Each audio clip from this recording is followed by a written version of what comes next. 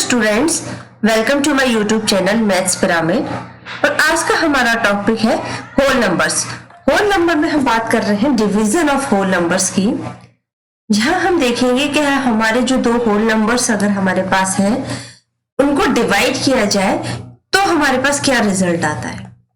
आपको पता है कि हम होल नंबर्स में एडिशन, मल्टीप्लिकेशन और सब्ट्रैक्शन और उनसे रिलेटेड प्रॉपर्टीज हम देख चुके हैं, उनके बारे में हम बात कर चुके हैं।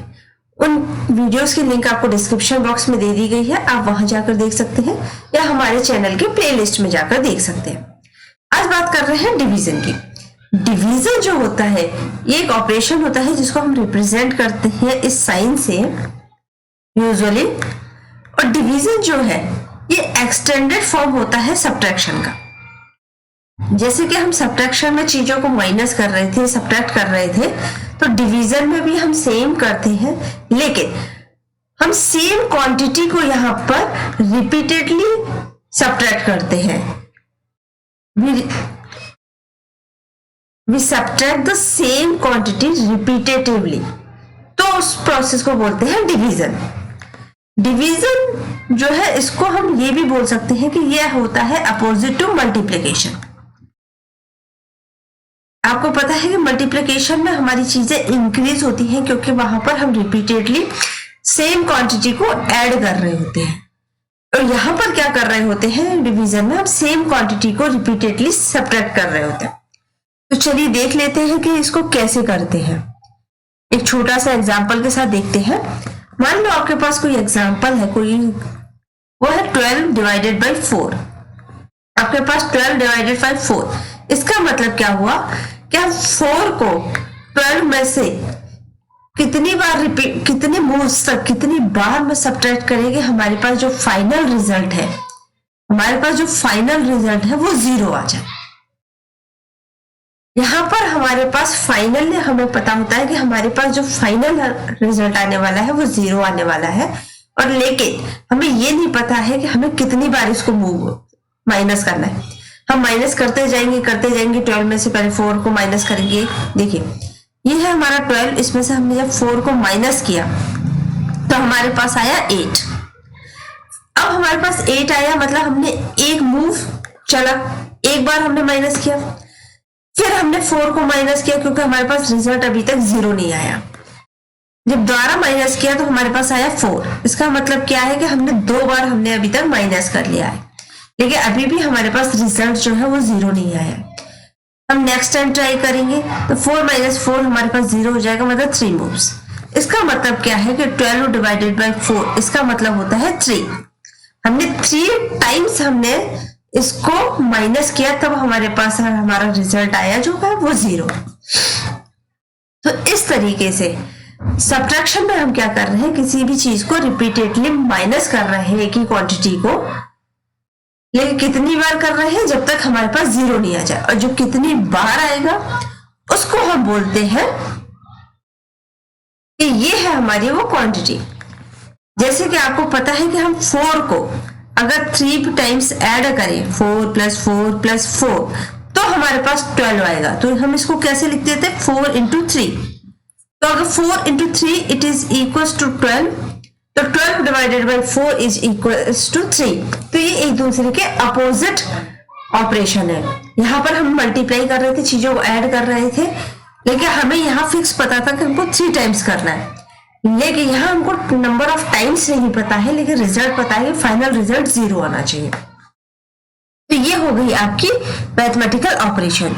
अगर आप इसको नंबर लाइन पे समझना चाहते हैं तो हम इसको एक नंबर लाइन पे इसी एग्जाम्पल को देख लेते हैं। ये है आपकी नंबर लाइन जो यहां से स्टार्ट हुई है, 0 1 2 3 2 3 4 5 6 7 8 9 10 11 12। अब देखिए हमें करना क्या है, 12 डिवाइडेड बाई 4, हमें 12 डिवाइडेड बाई 4 करना है। तो इसको हम कैसे करेंगे, पहले हम चलेंगे 12 तक, हम पहुंच चुके हैं 12 पे, ये है हम 12। अब अब यहां से हमको सब्ट्रैक्ट करना है 4 को, लेकिन कब तक, जब तक हम 0 पे वापस नहीं आ जाते। तो देखो 1 2 3 4, मतलब हम 12 से चले 4 टाइम्स, हमने एक बार सब्ट्रैक्ट कर दिया 4, फिर दोबारा हमने सब्ट्रैक्ट किया तो हम पहुंच गए यहाँ पर, इसके बाद हमने तीसरी बार सब्ट्रैक्ट किया तो हम पहुंच गए 0। इसका मतलब क्या है कि हमको ये 3 बार हमको 4 को सब्ट्रैक्ट करना पड़ा, तब हम जाके 0 पे पहुंचे। तो 12 divided by 4 it is equals to 3। तो ये हो गया आपका डिवीजन के मैथ, जिसको हमने सब्ट्रैक्शन के तरीके से देखा कि किस तरीके से करते हैं। बाकी आप कैसे कर सकते हैं, 12 डिवाइडेड बाई 4, आप कहेंगे 4 3 या 12 होता है, क्योंकि हमने टेबल पढ़ा हुआ है 4 का, कि 4 की टेबल में 12 कितनी बार आता है, कब आता है, 4 3 या 12, इस तरीके से। अब आप एक और चीज देखें, हम एक और एग्जांपल देखते हैं तो आपको समझ में आएगा कि हाँ, मान लेते हैं कि हमारे पास हो 4 डिवाइडेड बाई 12, अभी तक था 12 डिवाइडेड बाई 4, लेकिन अब 4 में से 12 को डिवाइड करना है। इसका मतलब क्या है, 4 में से हमको 12 सब्ट्रैक्ट करना है, और कब तक सब्ट्रैक्ट करना है, जब तक हमारे पास 0 नहीं आ जाता।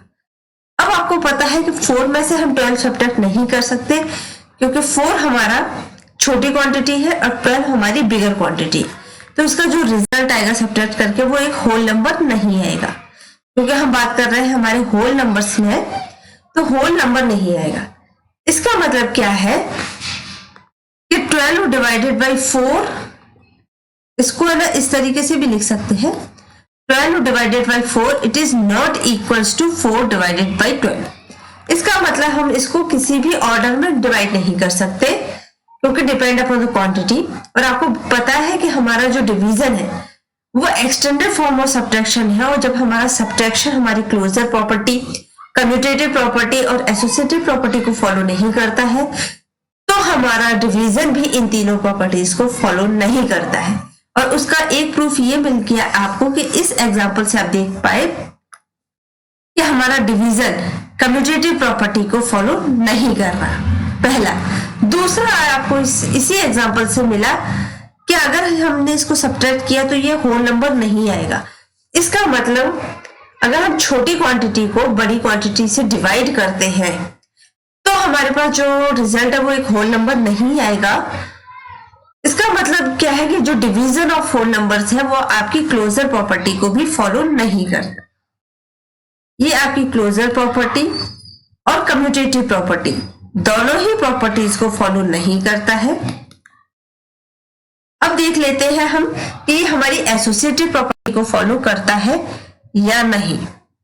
तो इसके लिए एक हम छोटा सा एग्जांपल ले लेते हैं। मान लेते हैं हमारे पास कोई नंबर है 24 डिवाइडेड बाई 6 डिवाइडेड बाई 2, और दूसरा हमारे पास सेम नंबर है लेकिन हमारे पास ब्रैकेट्स चेंज है, हमने उसकी पेयरिंग अलग तरीके से कर रखी है। अब देखिए, अकॉर्डिंग टू बॉड मास हम क्या करेंगे, सबसे पहले ब्रैकेट जो है उसके अंदर की क्वांटिटी को सबसे पहले सॉल्व करेंगे। और 24 डिवाइडेड बाई 6 मतलब 6 4 जा 24, इसका मतलब यहाँ पर आया 4 डिवाइडेड बाई 2, तो हमारे पास रिजल्ट आया 2 2 4 जा 2 2 जा 4। या तो आप इसको सब्ट्रैक्शन मेथड से कर लीजिए या टेबल के मेथड से कर लीजिए। आपको टेबल आती है 6 4 जा 24, और फिर उसके बाद 4 डिवाइडेड बाई 2, तो आपके पास आया 2। और अब हमारे पास है ये, तो ये हो गया 24 डिवाइडेड बाई 6 डिवाइडेड बाई 2, 2 3 जा 6, ये हो गया 24 डिवाइडेड बाई 3, और 3 8 जा 24। इसका मतलब ये दोनों क्वांटिटीज एक दूसरे के इक्वल नहीं है। मतलब अगर हम पेयरिंग को सिर्फ कोई भी डिजिट लिखे और पेयरिंग के लिए हम कहीं भी ब्रैकेट लगा दें और उनको सॉल्व करें तो हमारा रिजल्ट सेम नहीं आएगा। इसका मतलब क्या है कि हमारा जो डिवीजन है वो सिमिलर टू सब्ट्रैक्शन, ये भी हमारी तीनों properties, closure property, commutative property और एसोसिएटिव प्रॉपर्टी, तीनों प्रॉपर्टीज को फॉलो नहीं करता है। अगर आपको इस वीडियो में कोई भी डाउट हो, कोई भी क्वेरी हो, तो हमें कमेंट बॉक्स में लिख के जरूर बताइएगा। हम और एग्जांपल्स के साथ आपको समझाने की कोशिश करेंगे, और आपके जो बुक में बहुत सारे क्वेश्चंस दिए गए हैं उस बेसिस पे यहाँ पे क्वेश्चंस भी करेंगे। तो हमें यहाँ पे ये क्लियर हो जाता है कि सब्ट्रैक्शन और डिवीजन जो है आपकी क्लोजर प्रॉपर्टी, एसोसिएटिव प्रॉपर्टी और कम्यूटेटिव प्रॉपर्टी को फॉलो नहीं करते। अगर आपको वीडियो पसंद आए तो लाइक एंड शेयर करना ना भूलिएगा, और चैनल को सब्सक्राइब नहीं किया है तो सब्सक्राइब कर लीजिए ताकि आने वाले वीडियोस की नोटिफिकेशन आपको तुरंत मिले। आज के लिए इतना ही। Thank you so much.